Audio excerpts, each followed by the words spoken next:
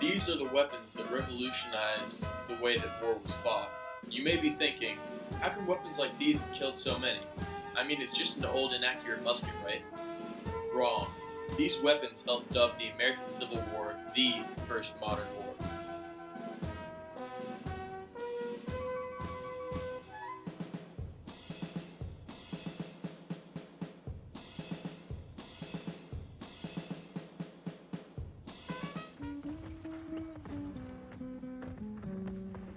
The Civil War was the first modern war due to advancements in weaponry that caused mass casualties compared to past wars.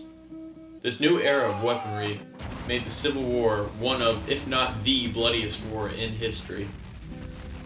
Along with the new weaponry came new tactics. This helped contribute to the mass casualties. These newfound tactics not only took their toll in lives, but also played a key role in the destruction of Southern economy.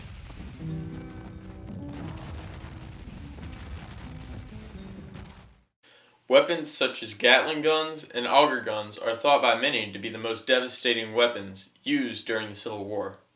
Although they did mow down troops and cause many casualties in the wars they were used in, they were seldom used in this war. The reason?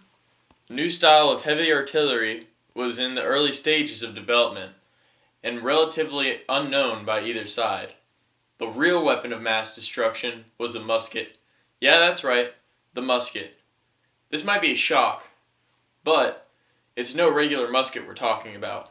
These are new fine-tuned weapons of war. These new rifles could shoot up to 1,000 yards, in other words, 10 football fields. A tool that helped revolutionize the musket rifle is the mini ball. This cone-shaped bullet, made of lead, was smaller, so it was easier to fit inside the barrel, which decreased the reloading time. The bullet would expand in the barrel due to gas buildup, so it would start like this and then end up like this, making it more accurate.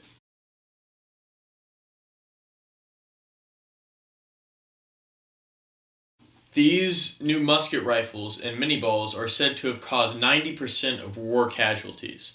The gunpowder and mini ball came in light fabric tubes like this. The gunpowder was first poured into the barrel after being ripped open.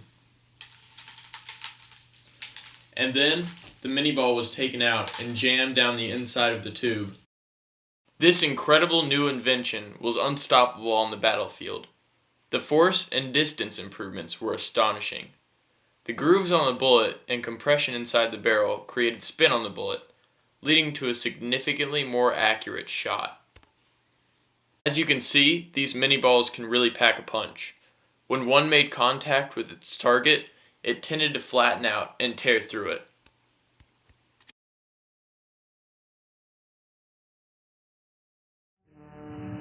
Another style of gun that was very popular during the Civil War was the revolver. These were often just referred to as handguns. Originally, you would have to reload and fire every time, which, as you can see, might take a little while. But with this new style of gun, called a repeater, soldiers could fire multiple shots without reloading. The most famous repeater was the Spencer carbine. It could fire 7 shots in 30 seconds.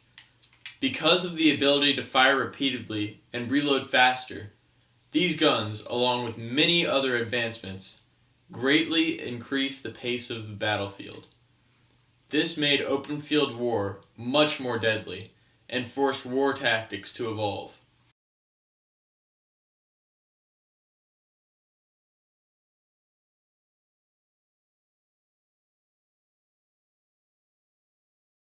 One of the many new tactics created along with these new weapons of mass destruction was trench warfare. This was an advancement from open field warfare that was used in previous wars because soldiers now had cover, and of course cover was needed now more than ever because enemies had heavy artillery such as cannons. The Battle of Shiloh is an early example of trench warfare. On April 6, 1862, Confederates rushed Union soldiers and pushed them back from ground near Pittsburgh, landing into a sunken road known as the Hornet's Nest. Confederates immediately attacked the Hornet's Nest, failing at first, until they began using heavy artillery. This sunken road served as a trench to protect the Union soldiers, allowing them to hold off Confederates until reinforcements arrived, ultimately turning the tides. Now with fresh troops outnumbering the Confederates, the Union won what was known as one of the bloodiest wars in American Civil War. More than 23,000 casualties. Trench warfare contributed greatly to an already huge death toll. There is no good way to attack a trench other than raining down heavy artillery or making men run across this dead zone, the area between two trenches. Many of these troops were killed before they made it even halfway across. Casualties of the Civil War. The death toll in a war that pitted brother against brother was appalling and left a scar across the land for many years. The Union lost 110,100 men in battle to the Confederacy's 94,000. 275,000 soldiers of the Union and 226,000 rebels returned home at war's end physically wounded. 224,000 soldiers of the North died of disease, while 60,000 Confederate troops met the same fate. 26,000 Confederates died in prison, to the Union's number of 30,200. Federal records list an additional 34,800 Union fatalities as other deaths.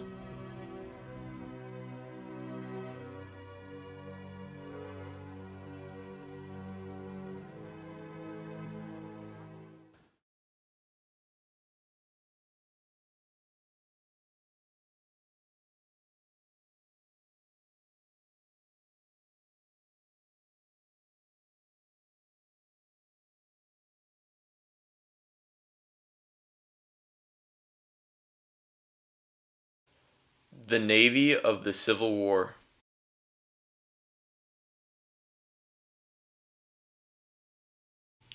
Union President Abraham Lincoln set the Union's first naval goal when he declared a blockade of the southern coast. His plan was to cut off southern trade with the outside world and prevent the sale of Confederacy's major crop, cotton. This quote from an article called "The Navies of the Civil War" shows the use of old military tactic, blocking naval ports to halt enemy trade to the outside world. The Confederates had few ships to use toward the fight against the Union, so they were forced to think of a more effective plan than an all-out naval brawl. Their solution? The ironclad ships, which was yet another new technology of this time. The Confederates' version of the ship was called the Virginia. It was made of a Union cruiser that had been captured by the South and stripped down. Everything above the waterline was replaced with heavy timber and covered by 4-inch thick iron plating. The Union's wooden ships were no match for this well-protected war machine. The Union was quick to respond to this threat by making an ironclad of their own. The hard work and American ingenuity of John Erickson brought forth the Monitor. This incredible ship housed the world's first rotating gun turret. Most of the ship was underwater. All that appeared above the deck was a cylinder that housed the turret.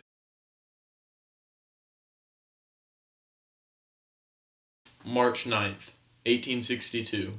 These two weapons of mass destruction met when the South ordered the CSS Virginia to destroy Union naval blockades in Hampton Roads, Virginia. The Virginia accomplished its goal in destroying Union ships and disassembling their blockade. In response to this, the Union sent the USS Monitor to fight off the Virginia.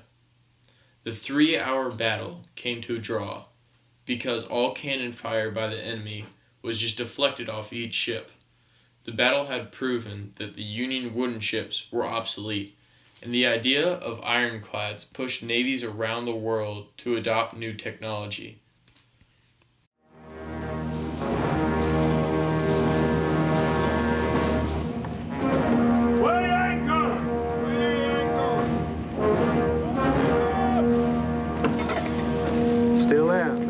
Pilot Patton, now let's see how close you can get us to her this morning. Aye, Captain.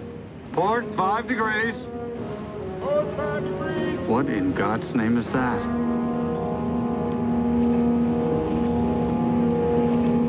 That is the test we face. That is the monitor. Set a course to close the monitor. Starboard 10 degrees.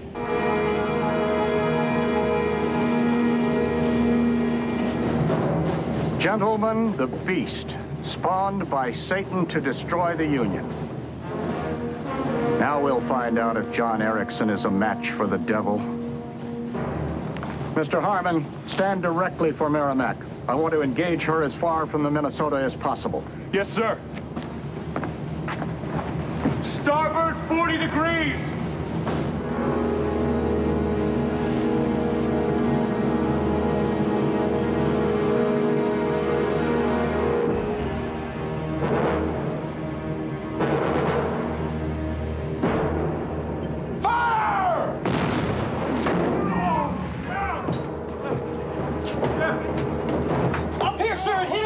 Did the shot come through? No, sir, it didn't come through, but it made a big dent. Look at this. Mr. Green, the captain says to clear your ports and commence firing.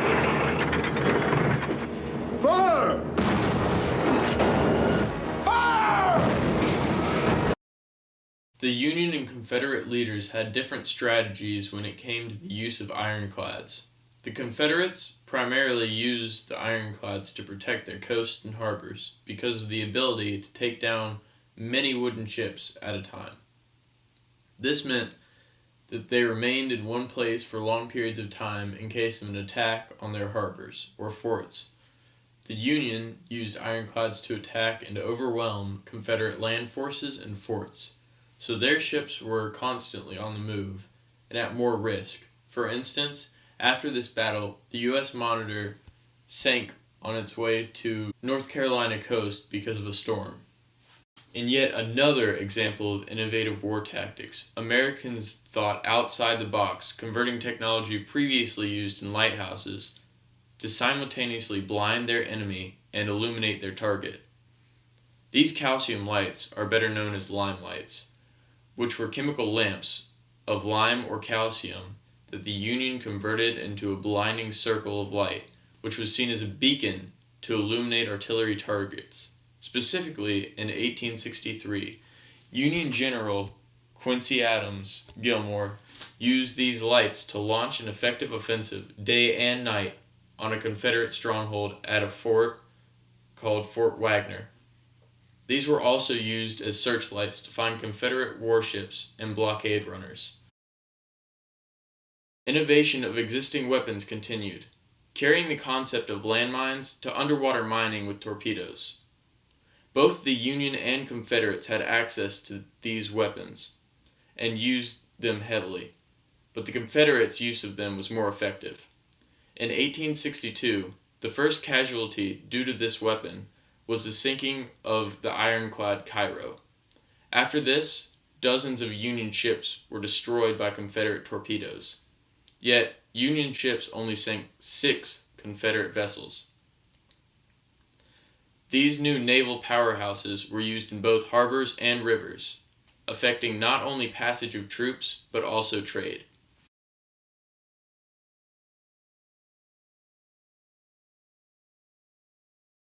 Sherman burns Georgia. Lives were not the only casualty of this war. It also made for the destruction of the Southern economy. Sherman marched down through Georgia, killing and burning all he could along his way.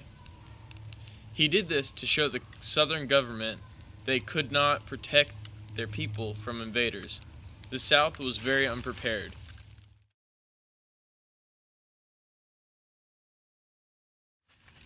I mean, just think about how easy it was to burn down all the farm and house in the hot, dry South. The South had no way to stop this, which drove them to take drastic measures. Confederate President Jefferson Davis had urged Georgians to undertake a scorched earth policy of poisoning wells and burning fields. This quote shows how desperate the Confederates were to stop Sherman's attack. After all the dust had settled, Sherman had either taken or burned all the food and crops that he came across. Sherman had laid waste to all economic resources he found. Georgia's economy was in ruins, and many were left homeless or starving during a harsh winter. This act was a bold new strategy of not only cutting off some of the South's supplies, but also destroying morale of Southern citizens. It was not only a war on foot, but a psychological warfare. Much of the South and Southern land scorched by Sherman was not farmable even after the war. This meant that Georgians, whose farms had been burnt and or water poisoned, were out of jobs and sellable crops.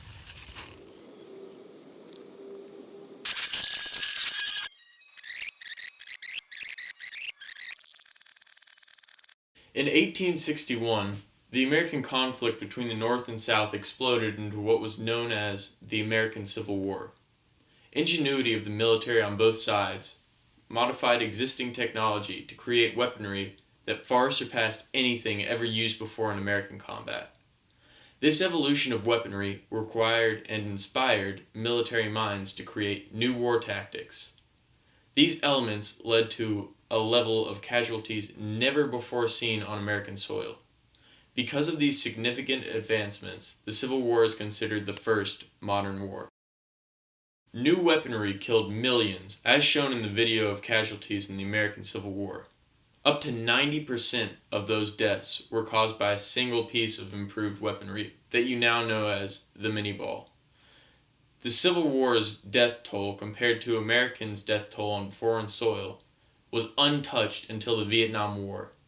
This proves that all the new weaponry was extremely effective, as evidenced by mass casualty records. The Civil War changed the way we face combat. Now that new weaponry had appeared, new strategies needed to be formed to combat it. In the Navy, power was no longer perceived as the side that had the biggest ship or the most firepower. Power was and remains in the mind. The strongest opponent can be crippled by one faulty move thanks to new weapons such as underwater mines and ironclads.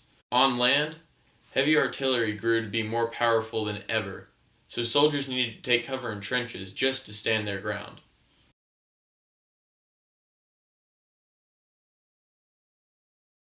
Both the North and the South were scarred by the terrible acts during this war. The South took a long time to heal because of acts of General William Sherman. After the burning of Georgia, much land, especially near Atlanta, was unfarmable, destroying the economy and destroying the only life Georgians knew.